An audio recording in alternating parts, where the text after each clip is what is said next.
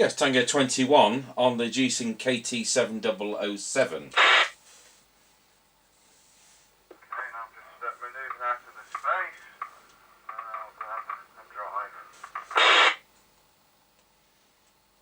And this radio's got the awfully finicky slider controls.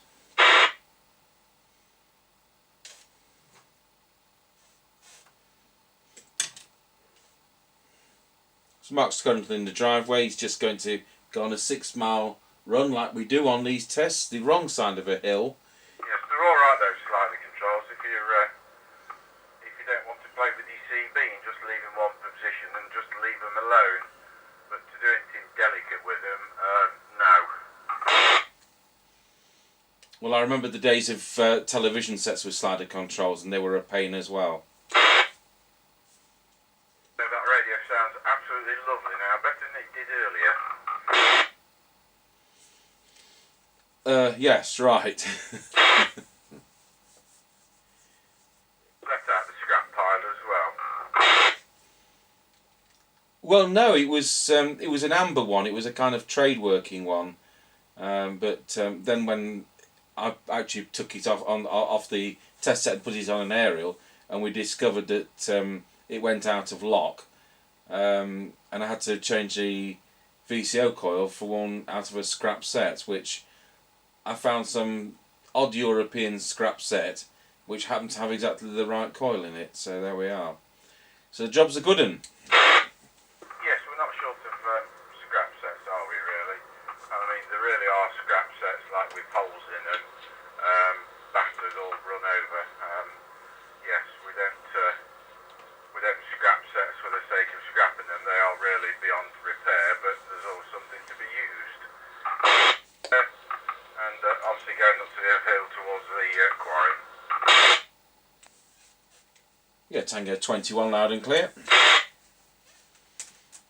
my car just generates a bit of a noise. I really need to get a filter on it of some description. To say it's a new car, it really does kick out a bit of interference. Yes, well, there you go. So, I presume these were around about 1987. What do you reckon? Yeah, I mean, slider controls and quite what's in that set. They've got to be very late 80s, early 90s, haven't they, really? Quite a sophisticated set for what it is. It is a sophisticated set, but it's not a high quality set. So they've packed a lot of features into it, but it's the actual main part of the radio isn't that brilliant. Well, yeah, it's obviously all down to cost in production, isn't it, really? That's all down to. But it hasn't dropped out anywhere. I've read you all the way, so that's interesting so far. Now, I presume you're somewhere up by the quarry or going down the other side over. No, I'm actually at the bottom of Wilsford. I'd hardly dare touch his squelch control, you know, so I'm hoping I don't have to. I've left the radio on in the other room, and because the workshop's within the house here, which is well, it's not a house, it's a bungalow. Because the workshop's at one end, and it's meant I've kind of left the CB on in the living room, and I can hear it despite it being quite a long building. Yeah, that's fine. Yeah, no, I heard you all the way through Wilsford there.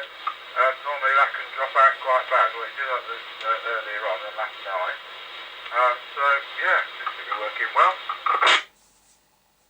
Now the squelch on this radio is pretty vicious, so this is what I'm worried about. You're going to get to a point where I'm going to hear you on the living room radio in the background and not on this one. Well, unfortunately at that point then you'll have to move it. It's very harsh, I must say. Yeah, it depends what you want to do with the radio. If you were, I know this has got far too many controls, but we go back to the using it around the yard on a farm. It isn't going to be a problem because you can have the squelch on full, and the farm base is only going to be using a silver. What are those little lance things which are 2 feet long? You know, they only want a mile range.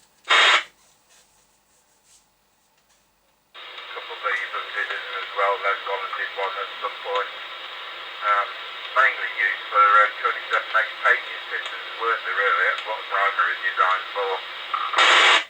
Right, and now at this point I've had to drop the squelch off, and as you started your previous over, I heard you come through the living room radio and not this one. Okay, right, well I'm just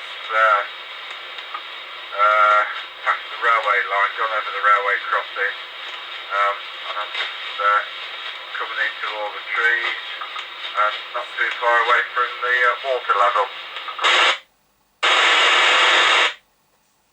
Right, I've tried to reset the squelch, so you've probably got about 1.5 miles to go, and then you're 6 miles away of it. Coming up to the water table, so yeah, not too far away.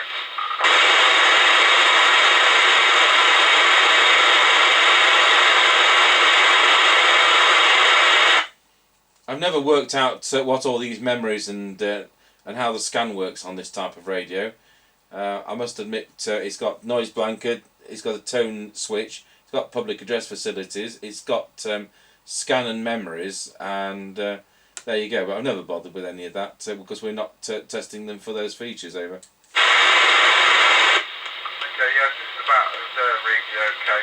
Bit of background noise there as well, but I can hear you. Yeah, not too far away from the destination, over. Yeah, roger on that. Well, you're still coming through loud and clear. I've had to back the squelch off, as I say, but apart from that, you're fine. So you say you're not too far away. What, 1/2 mile over? Not even that really. About 20 minutes I'll be at destination. Okay, so that's about it then, is it over? Right, I'm just about to pull up and I'll filter around like I normally do, and there we go. Pulled up over. That's fine. Right, well that concludes the Jesan KT7007 test. If you switch off, and I'll call you on a different radio, which will be the Moonraker Miner late version. Please, I'll do that one. Stand by. On the side, bring it in. You got Mr. Chippy on Pinfold Lane at Frosty. Hello, Mr. Chippy, reading you loud and clear on the Jesan KT7007.